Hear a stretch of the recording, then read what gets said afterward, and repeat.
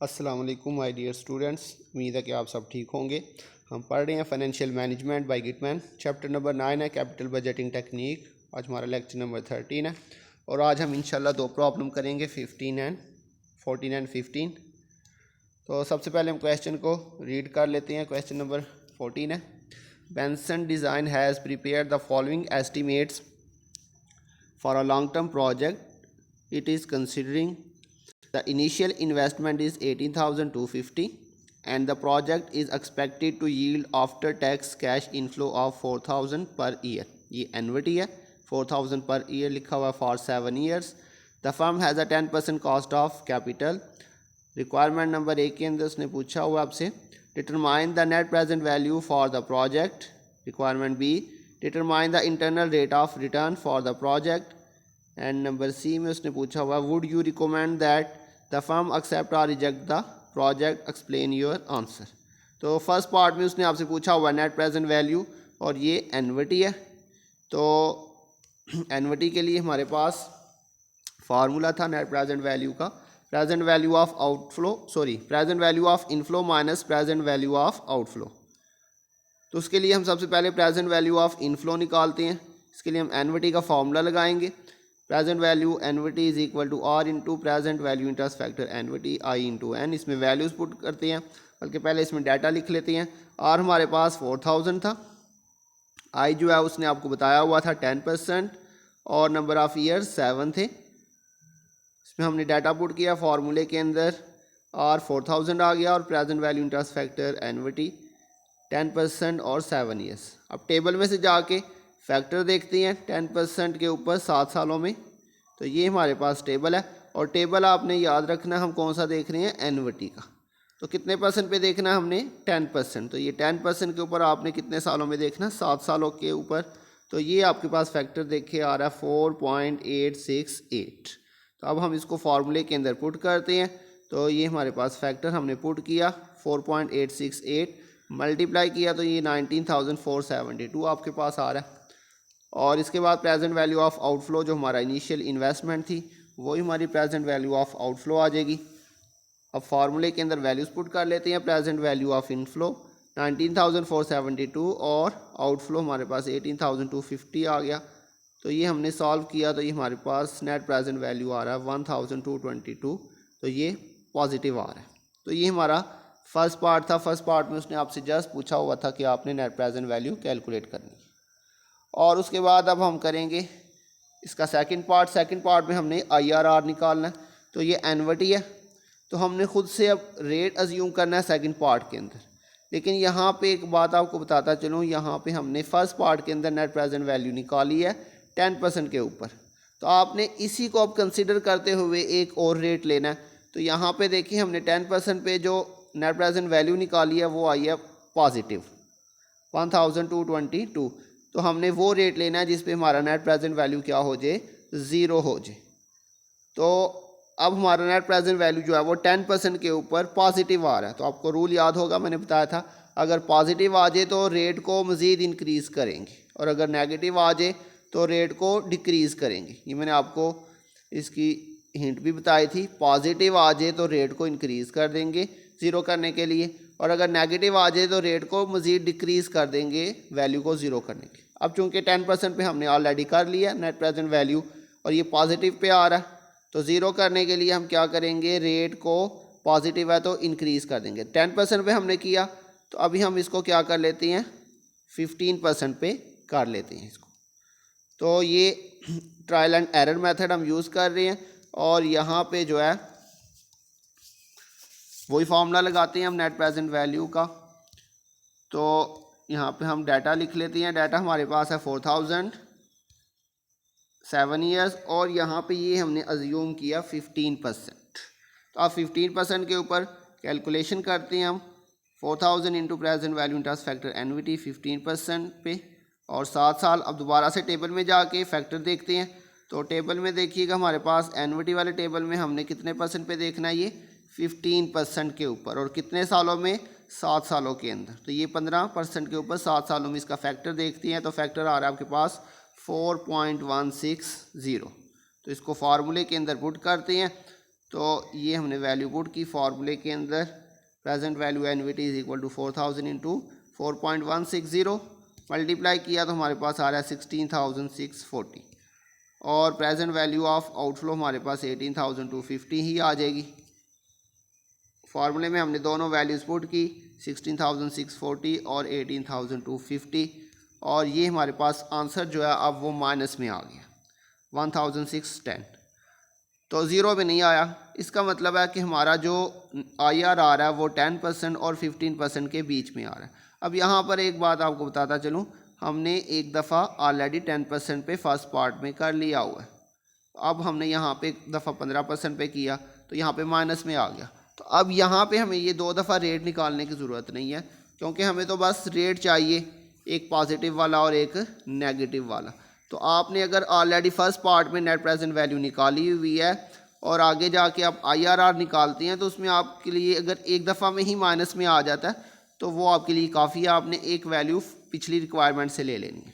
तो अभी पिछली रिक्वायरमेंट में हमने 10% पे किया तो वो हमारे पास आया 1,222 और यहाँ पे हमने 15% पे किया, ये माइनस में आ गया। तो अब हम 10 और 15 के बीच में इंटरपोलेशन करेंगे। तो अभी हम नेक्स्ट स्टेप में जो है वो इंटरपोलेशन करते हैं।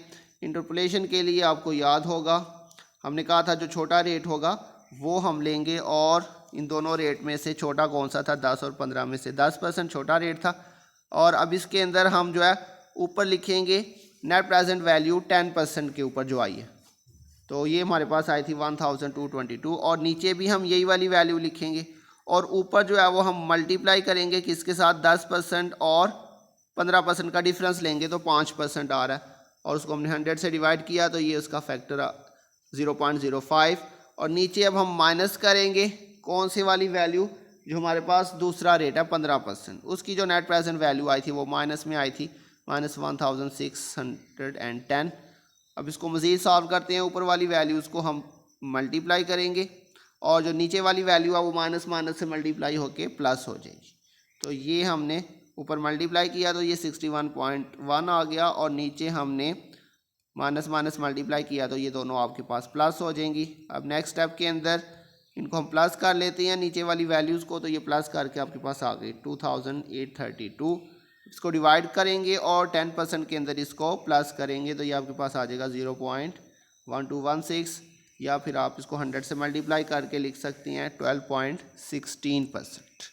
तो ये हमारा सेकंड पार्ट भी इसका कंप्लीट हो चुका हुआ है, इसमें हमने IRR कैलकुलेट कर लिया।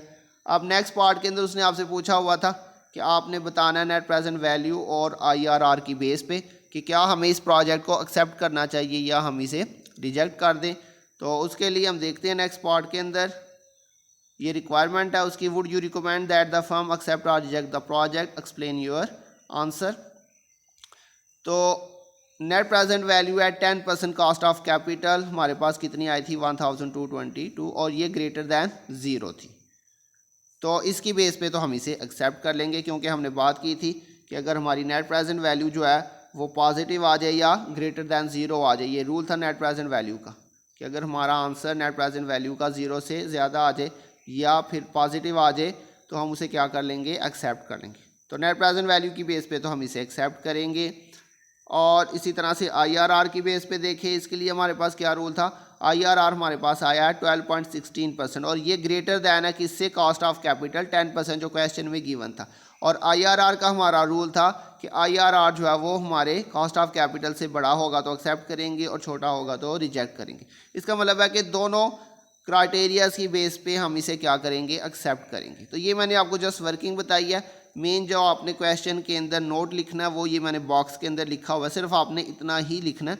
ऊपर वाला मैंने जस्ट आपको समझाने के लिए लिखा हुआ, उसे लिखने की ज़रूरत नहीं है क्वेश्चन के अंदर। आप जस्ट ये स्टेटमेंट लिखेंगे जो मैंने नीचे लिखी है, the project should be accepted since the net present value is greater than 0 and the IRR is greater than the cost of capital. तो ये जस्ट आपने ये बॉक्स वाली स्टेटमेंट लिखनी है, ये ऊपर रिक्वायरमेंट को नहीं आपने दोबारा से रिपीट करना और ना ही ये दोनों चीज़ें लिखनी है।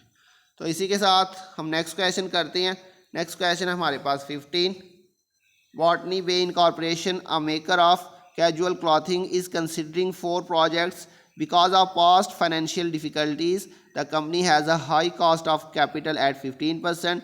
विच of these projects would be acceptable under those cost circumstances, तो पूछ रहा है आपके पास उसका कॉस्ट ऑफ कैपिटल 15% है, तो इनमें से कौन से प्रोजेक्ट जो है वो एक्सेप्टेबल है, कौन से जो है वो रिजेक्टेड है। फर्स्ट पार्ट के अंदर उसने आपसे पूछा हुआ है calculate the net present value of each project using a cost of capital of 15%। तो फर्स्ट पार्ट के अंदर आपने नेट प्रेजेंट वैल्यू निकालनी है 15% के ऊपर। प्रोजेक्ट ए आपके पास एनविटी है, प्रोजेक्ट बी जो है वो मिक्स स्ट्रीम है, प्रोजेक्ट सी और डी भी मिक्स स्ट्रीम है। तो नेट प्रेजेंट वैल्यूज़ आपको कैलकुलेट करना आती हैं। प्रोजेक्ट ए का तो फॉर्मूला लगा के निकाल लेंगे और इसी तरह से प्रोजेक्ट बी सी और डी जो है वो टेबल बना के आप इसकी नेट प्रेजेंट वैल्यू निकाल लेंगे। शुरू वाले सवालों में हमने किया था, बिल्कुल सिंपल है। उसके बाद आपने बी पार्ट के अंदर रैंकिंग करनी है। हमने लास्ट क्वेश्चन के अंदर रैंकिंग की थी, rank acceptable projects by net present value.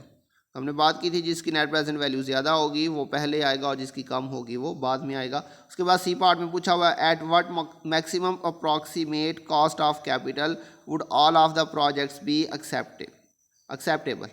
तो यहाँ पे पूछ रहा है कि आपका कॉस्ट ऑफ कैपिटल मैक्सिमम कितना हो कि आपके लिए सारे के सारे प्रोजेक्ट्स जो है वो एक्सेप्टेबल हो जाए। तो मतलब आपने यहाँ पे IRR निकालना है, आपने वो रेट निकाल के उसको बताना जिस पे हमारे सारे के सारे प्रोजेक्ट्स जो है वो क्या हो जाए, एक्सेप्टेबल हो जाए। उसने आपको ऊपर 15% दिया हुआ था, लेकिन सी में उसने पूछा हुआ है कि वो कौन सा रेट हो जिसके ऊपर आपके ये 15% के ऊपर हमारे सारे प्रोजेक्ट एक्सेप्टेबल नहीं होंगे। तो वो आपसे पूछ रहा है कि हमारा रेट कितना हो, मतलब कॉस्ट ऑफ कैपिटल का मतलब यहाँ पे सी पार्ट में इंटरनल रेट ऑफ रिटर्न की बात कर रहा है कि हमारा रेट कितना हो कि हमारे सारे के सारे प्रोजेक्ट एक्सेप्टेबल हो जाए। तो सी पार्ट के अंदर आपको जो है वो IRR कैलकुलेट करना पड़ेगा। तो ए जो है वो एनविटी है, अभी हमने लास्ट क्वेश्चन के अंदर किया, उसी तरह से आपने इसका IRR निकाल लेना है। तो एक दफ़ा आपने 15% पे net present value first part के अंदर इसकी कैलकुलेट कर ली होगी, उसी को 15% को देखते हुए अब आपने नेक्स्ट रेट लेने हैं A B C and D के अंदर। तो ये क्वेश्चन आपने खुद सॉल्व करना है, बिल्कुल इजी सवाल है जिस तरह हमने लास्ट क्वेश्चन किए। तो मैं आपको इसके आंसर बस बता रहा हूँ, बाकी आपने ये खुद सॉल्व कर लेना है। तो फर्स्ट पार्ट के अंदर उसने आपसे क्या पूछा हुआ था, नेट प्रेजेंट वैल्यू। तो ये मैंने आंसर बता दिए हुए हैं project A B C D के। तो इसी तरह से सेकंड पार्ट के अंदर उसने आपसे पूछा था कि आपने इसकी रैंकिंग करनी है, रैंकिंग मैंने कर दी हुई है। बी पार्ट तो आपने बिल्कुल ऐसे ही लिखना है जैसे यहाँ पे सॉल्व किया हुआ मैंने। तो देखिएगा आपके पास सबसे ज़्यादा जो नेट प्रेजेंट वैल्यू आ रही है वो प्रोजेक्ट सी की आ रही है 7120, इसलिए हमने उसको रैंक में नंबर 1 पे लिखा। फिर उसके बाद आपके पास आ रही है 6960, प्रोजेक्ट डी है, इसको हमने दूसरे नंबर पे रैंक में लिखा। और इसी तरह से आपके पास जो प्रोजेक्ट बी है उसकी वैल्यू तीसरे नंबर पे आ रही है 1181, तो इसको हमने थर्ड नंबर पे लिखा। और नेक्स्ट पार्ट के अंदर आपने IRR कैलकुलेट करना है। ये काफ़ी लेंथी काम होगा आपका, लेकिन मैंने आप सिर्फ यहाँ पे आंसर लिख दिए चारों प्रोजेक्ट्स के। इसकी काफ़ी लंबी वर्किंग होगी। प्रोजेक्ट ए जो है ये एनविटी से होगा, और उसके बाद प्रोजेक्ट बी सी और डी जो है ये तीनों मिक्स स्ट्रीम है। लेकिन 15% पे आप ऑलरेडी एक दफ़ा फर्स्ट पार्ट में कर चुके होंगे नेट प्रेजेंट वैल्यू, तो उसी को आपने लेते हुए जो है आगे से रेट डिसाइड करने हैं। तो इधर से सोल्यूशन में से आंसर में से देख ली, प्रोजेक्ट ए जो है वो नेट प्रेजेंट वैल्यू 15% पे आ रहा है, माइनस में 4340। तो ये माइनस में आ रहा है, तो इसका मतलब है कि आपको रेट मज़ीद डिक्रीज़ करना पड़ेगा। तो आप इसको 10% पे करके देख लीजिएगा। और बी का जो है बी सी और डी जो है ये तीनों पॉजिटिव में आ रहे हैं, तो इनके रेट जो है वो बी सी डी के लिए मज़ीद इंक्रीज़ कर दीजिएगा, 15 से 20 पे ले जाइएगा। तो ये बहरहाल आपने ख़ुद सारी वर्किंग कर लेनी है। और हो सकता है आपके आंसर में थोड़ा बहुत फ़र्क आए IRR के अंदर, तो पॉइंट से पहले जो है वो फ़र्क नहीं होना चाहिए। जैसे लिखा हुआ 9.70, तो 9 तो आपका बिल्कुल ठीक आना चाहिए। 9 पॉइंट के बाद थोड़ा बहुत फ़र्क हो तो वो एक्सेप्टेबल है, लेकिन पॉइंट से पहले जो है वो डिफरेंस आए बिल्कुल भी वो एक्सेप्टेबल नहीं होगा। तो बहुत ध्यान से आपने ये क्वेश्चन करना है, तो इसमें कोई भी नया पॉइंट नहीं है। तो आज के लिए इतना ही, इंशाल्लाह बहुत जल्द मिलेंगे नेक्स्ट लेक्चर के साथ। तब तक के लिए अपना ध्यान रखिएगा। अल्लाह हाफिज़।